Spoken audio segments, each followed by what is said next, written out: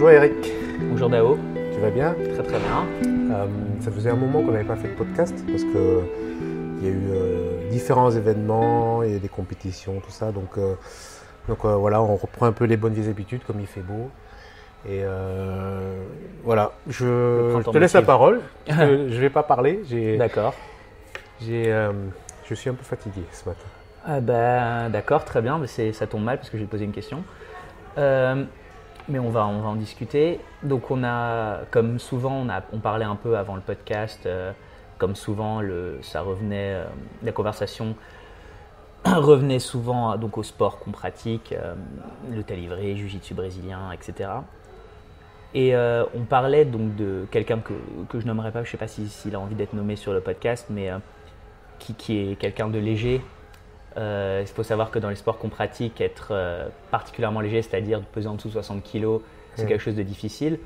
Et c'est quelqu'un à qui j'ai recommandé de passer du temps avec toi à l'entraînement sur le tapis parce que tu es très bienveillant vis-à-vis des personnes, on va dire, handicapées au niveau de leur poids par rapport aux autres. Et donc la question que je vais te poser, c'est je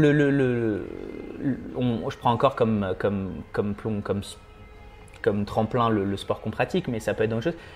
Quelle est, à ton avis, l'importance d'avoir autour de soi une communauté bienveillante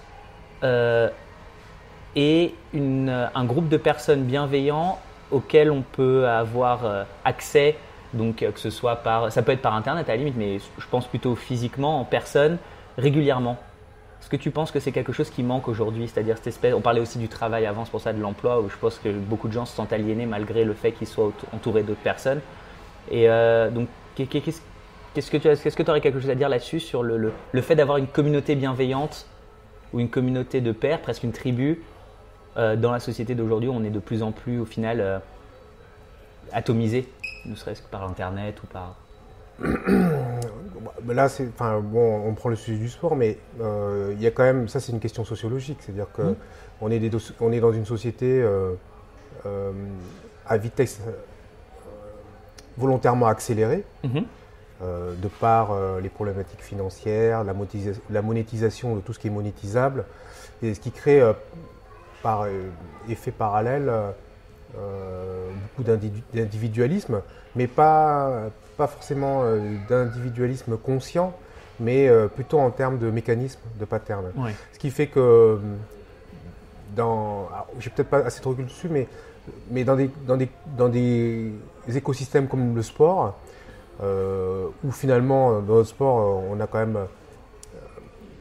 l'avantage on va dire que la monétisation elle reste très secondaire parce qu'on a la passion du sport, de ce que ça apporte et tout ça. Donc la mise en place de cercles bienveillants, solidaires est plus facile, on va dire, à se mettre en place. Elles sont plus faciles à se mettre en place. Après, derrière ça, la bienveillance pour moi, c'est vraiment quelque chose qui se travaille chez nous individuellement. Ça doit s'exercer, c'est-à-dire qu'il faut toujours essayer. Alors moi, c'est tout ce que je dis, j'essaie toujours. En plus, je suis dans un endroit où je me sens bien. Je ne vois pas pourquoi je n'essaierai pas d'extraire le meilleur de tout ce que m'entoure. Parce que je pense quand même que globalement, je suis assez équilibré et que ça me semble normal du fait d'être équilibré. Ce que je vais projeter autour de moi, ça ne va pas être mes névroses. Donc, je vais essayer de tirer le meilleur des gens. Et quand je tire le meilleur d'une personne, lui-même, par mimétisme, va le faire avec d'autres, etc. Et il y aura un effet d'enchaînement, il y aura une chaîne logique qui fait que on peut facilement créer des groupes bienveillants. Et tu sais que moi, ça fait longtemps que je suis dans ce sport, et sur tous les tapis que j'ai côtoyés, j'ai toujours essayé d'avoir cette chose-là qui fait que enfin, à la fin, les gens reconnaissent, en tout cas de ce que j'ai vu autour de mon approche de ce sport-là, quelque chose de sympathique, de bienveillant. Et je pense que les gens aiment bien. Ce que je veux dire, c'est que dans le fond, je suis plus connu finalement pour ça, pour le fait d'être très positif et de toujours bienveillant avec les gens. Et j'ai une bienveillance très particulière avec les gens qui ont des difficultés, quelles qu'elles soient. D'accord. Tu vois, dès que quelqu'un a vécu des difficultés d'une manière ou d'une autre, j'ai une forme de compassion qui est liée au sport, qui est liée au fait que voilà, les légers, les plus vieux, les plus blessés, etc. Les filles, hein, parce que c'est un sport où les filles ont des difficultés bien particulières, qui fait que moi j'ai toujours été comme ça dans cette manière de voir les choses. Et ça me semble normal. Et je pense que on est dans un sport où on veut progresser. Le but c'est de progresser. Et le progrès se fait par cette bienveillance. Je pense pas que. Alors après, c'est d'autres approches. On est toujours en train de parler aujourd'hui, je trouve, de communauté, de ces communautés sur Internet, encore une fois, j'ai les réseaux sociaux, dans communauté de. On a une obsession, tu vois, avec ce mot communauté. La communauté Mais j'ai l'impression qu'on a souvent. C'est un mot qui est devenu qui est assez galvaudé, tu vois, c'est un terme qui est assez galvaudé, tu vois.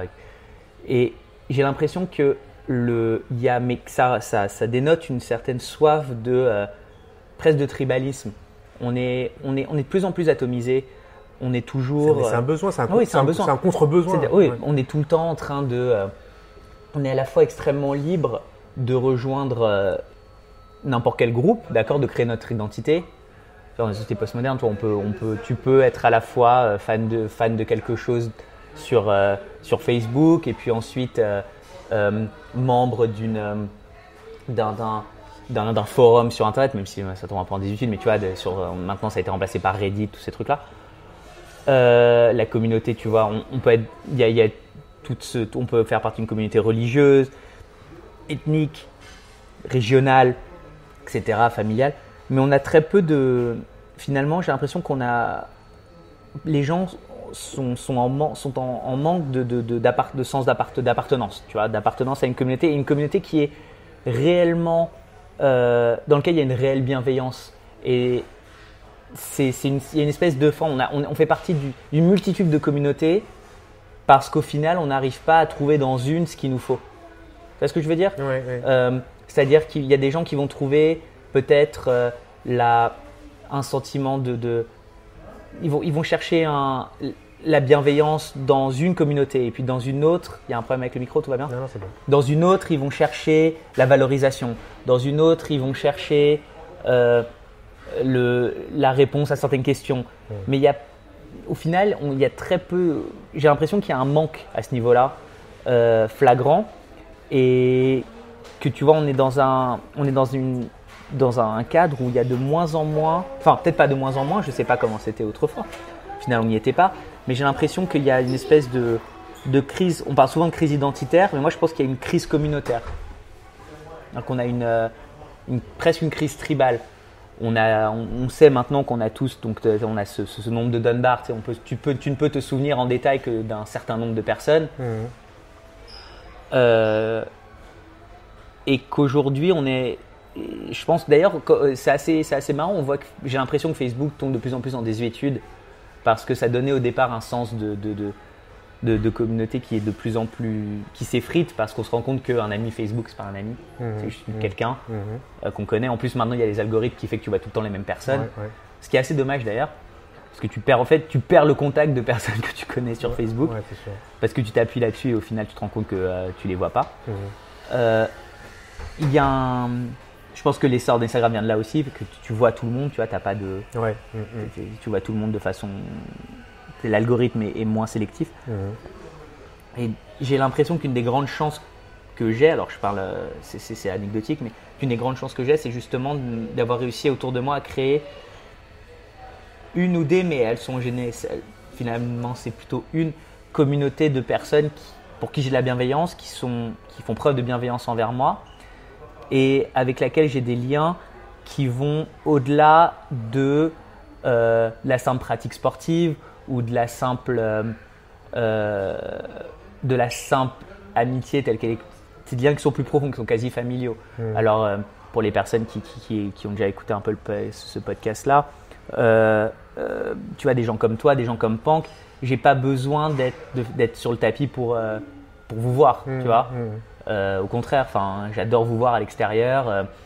Quand on est sur le tapis, surtout dans mon cas, c'est un peu business. Je suis en train de travailler mon truc. Je discute moins que quand on se voit à l'extérieur. Et je vois une sorte de déficit communautaire autour des personnes qui m'entourent, un déficit de relations humaines réelles, pures.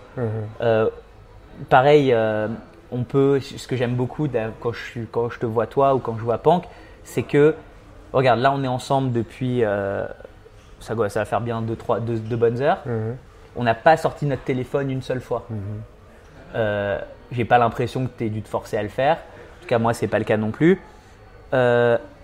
C'est agréable de voir qu'on n'a pas besoin, on ressent pas un manque qui nous force à nous projeter vers une autre communauté virtuelle sur notre téléphone ou de faire un lien avec une autre communauté par justement le biais de l'outil, parce qu'on a l'impression de ne pas être stimulé par notre échange interpersonnel. Et j'ai l'impression qu'il y a une perte de…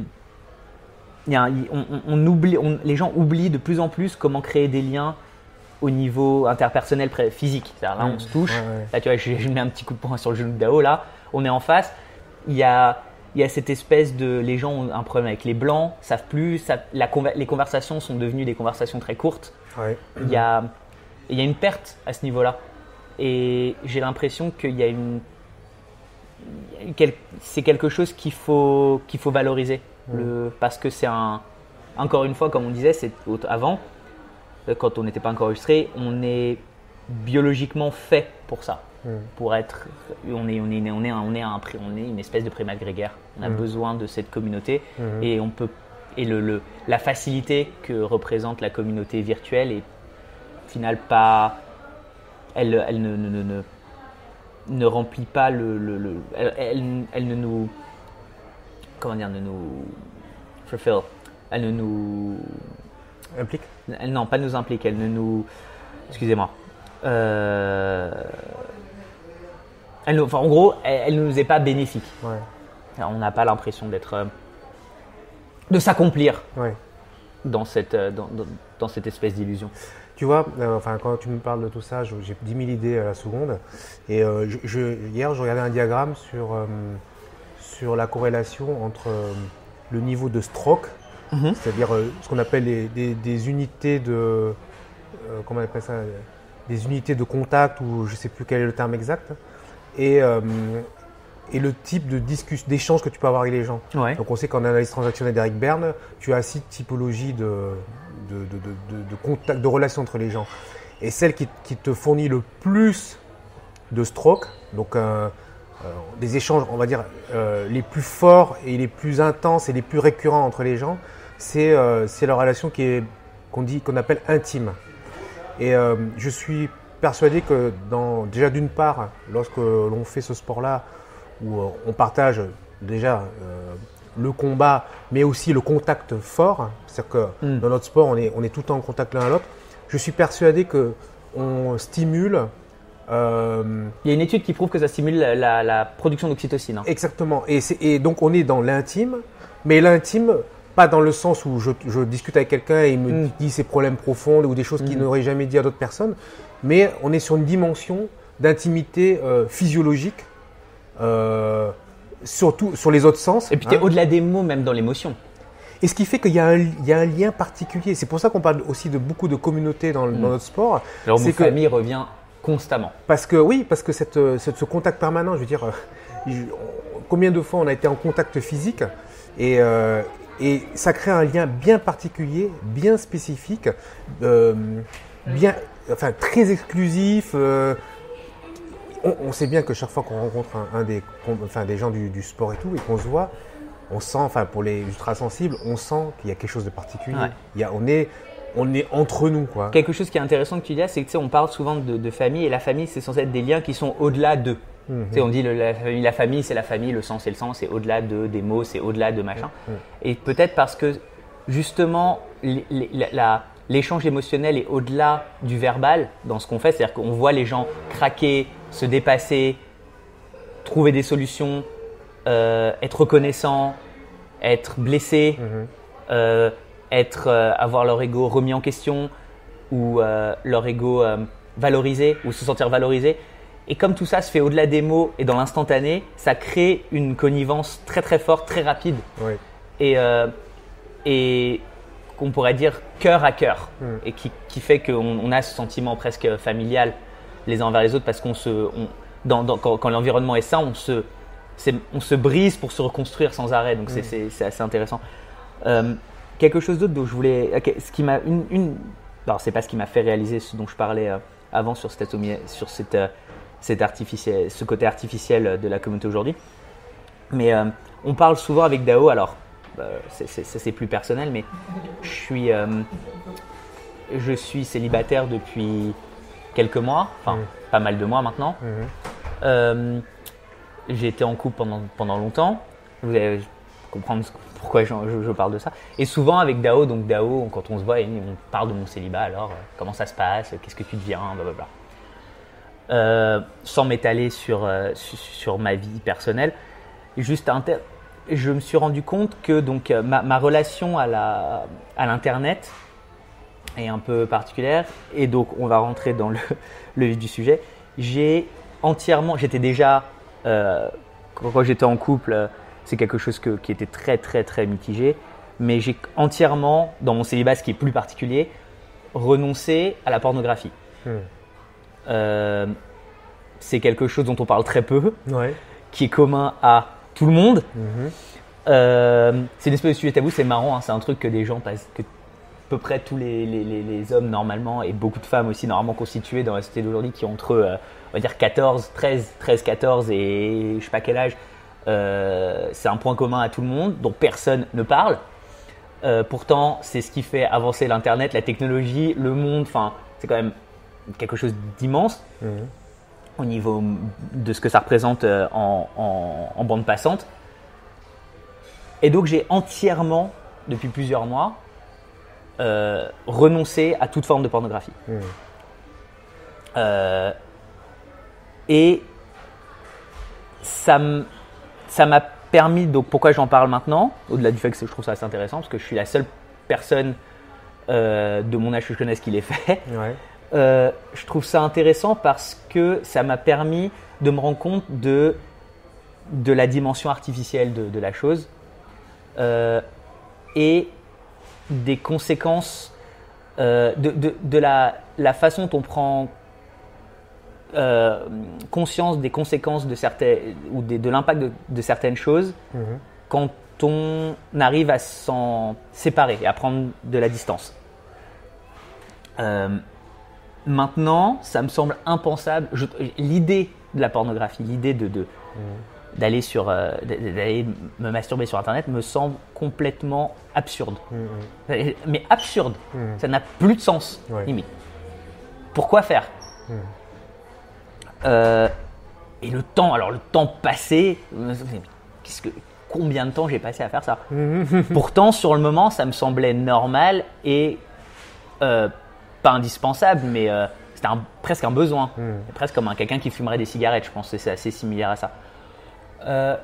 Et ça m'est venu parce que, en gros, tout simplement, un jour j'ai vu quelque chose dans une vidéo, et deux choses. Un, une fille que je trouvais trop jolie. C'est bizarre, hein, parce que finalement, c'est quoi cette espèce de hiérarchisation de quelqu'un est bien, qui a plus de valeur. Et quelque chose qui m'a mis mal à l'aise.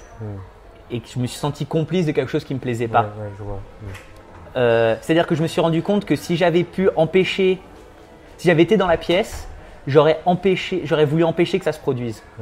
J'ai eu une espèce de moment de logique. Et pourtant, attention, j'avais pas des goûts bizarres. Hein. C'était pas quelqu'un en train de se faire électrocuter dans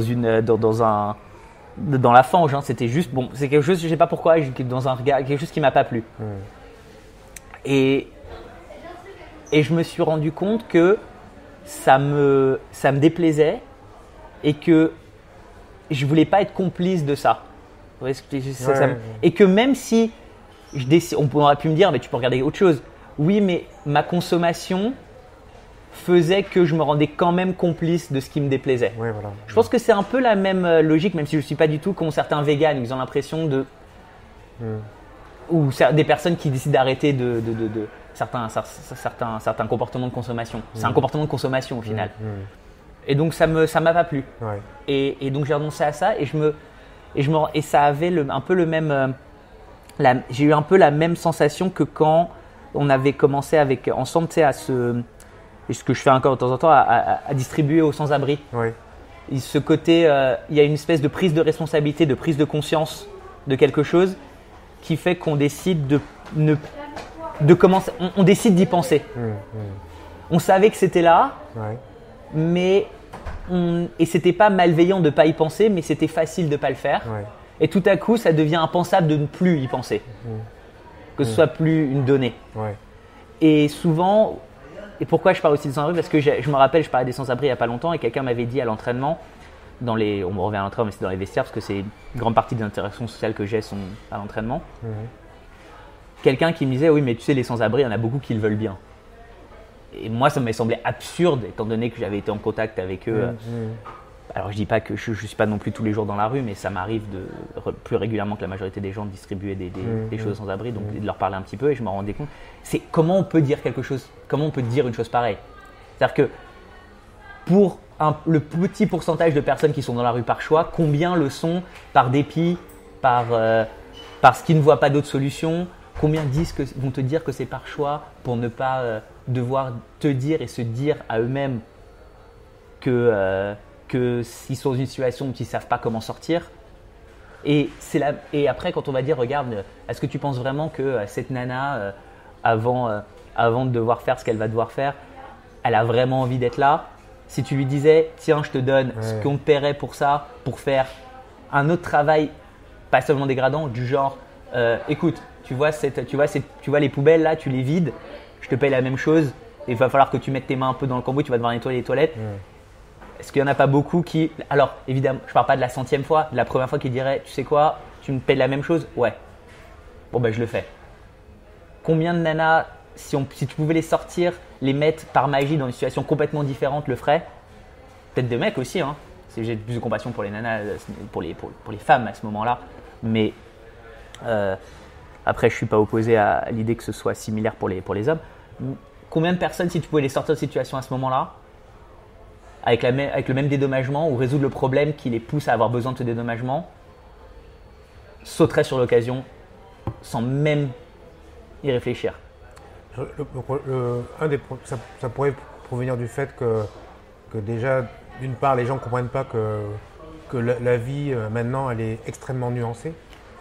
Et que, on revient à la nuance. Et que c'est un problème de sémantique, c'est que les gens ne savent pas utiliser les mots. Et quand ils te disent ils le veulent bien, ils n'ont pas pris eux-mêmes le temps de décortiquer la raison pour laquelle ils utilisent le mot vouloir. Exactement. Là.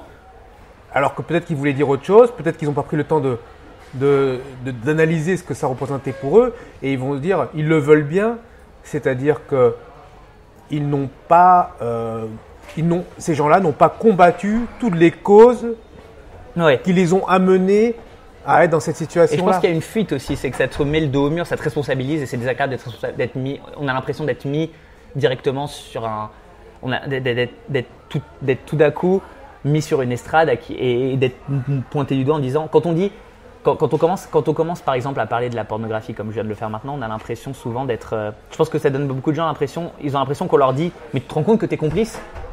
Alors que je ne veux pas faire justement ce qu'ils appellent en anglais du virtue signaling. Je ne veux pas être en train de mettre en avant un comportement moral supérieur parce que ça ne l'est pas. J'ai eu la chance d'avoir… Enfin, moi je considère ça comme une chance, mais j'ai eu, on va dire, étrangement, j'ai eu cette espèce on va pas dire une réalisation, c'est beaucoup, tu vois, mais prise de prise de conscience à ce moment-là. Après, je l'ai pas eu pendant longtemps, donc quelqu'un aurait pu me dire ça un an avant. Enfin non, j'étais en couple, mais j'évitais, mais c'était plus parce que j'avais pas envie. La réciprocité m'aurait dérangé. Mais tu as réussi déjà à casser un pattern comportemental. Voilà, mais ça s'est fait d'un coup. Tu as réussi à en prendre conscience. Et en plus, tu as réussi derrière, un truc que tu m'avais dit il y a très longtemps, c'est qu'il y a toujours un décalage entre la prise de conscience et l'action. Et tu as réussi à arriver jusqu'à l'action. À faire le saut, exactement. Il y a quand même beaucoup d'étapes à valider que beaucoup de gens ne le font pas par fainéantise. Mais c'est un truc c'était aussi peut-être la raison pour laquelle j'ai jamais été tenté. La prostitution, ça n'a jamais été quelque chose qui était envisageable dans mon cas.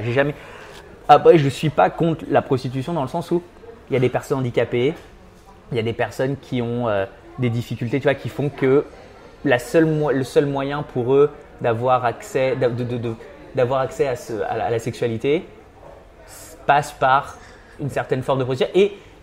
Mais cette espèce de flou dans lequel on maintient tout ce qui est un peu, on va dire, considéré comme tout ce qui est en marge de la société, c'est-à-dire on parle des sans-abri, les prostituées, la pornographie, c'est maintenant une espèce de brouillard, de flou qui fait qu'on n'en parle pas, mais on le voit tous les jours, on sait que ça existe. Et c'est ce que tu disais au début, c'est cette espèce de mélange savant entre une sorte de quelque chose de manichéen et en même temps de nuance. C'est ça ce qui est difficile, hein, que les gens n'arrivent pas à distinguer, c'est que d'un côté, on a besoin d'avoir des idées assez manichéennes, tu vois, des idées assez, pas radicales, mais assez tranchées, mais il y a la possibilité de faire cohabiter de la nuance là-dedans.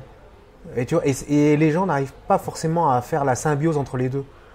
Tu sais ce que je disais tout à l'heure quand on s'est vu au début de la discussion, sur cette idée on peut être contre, on peut être pour le mariage homosexuel et puis en même temps être contre, tu vois, certaines formes un peu radicales des choses, tu vois. Bien sûr. Ce que je veux dire, c'est qu'on peut être, on peut être